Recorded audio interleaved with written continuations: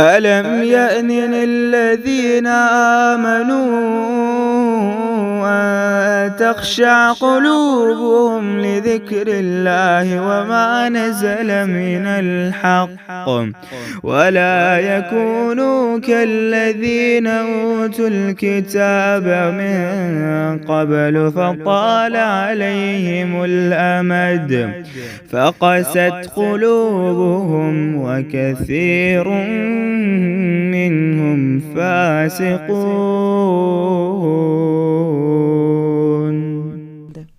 चलते हैं पारा 30 पे। इसमें दिल की मुख्तलिफ अक़साम। अल-क़ल्बुल मरऊब, सूरत नाज़ियात आयत 8। क़ुलूब यौमइज़िन वाजिफ़ा, दिल उस दिन खौफ से कांप रहे होंगे, दिलों पे रोब होगा। और कल आप इनको दिल डरने वाले दिल भी कह सकते हैं। फिर सूरत मुतफ़्फ़िफ़ीन की आयत 14 है। अल-क़ल्बुल्लज़ी अलैहि रान, वो दिल जिन दिलों पर जंग लग चुका होता है।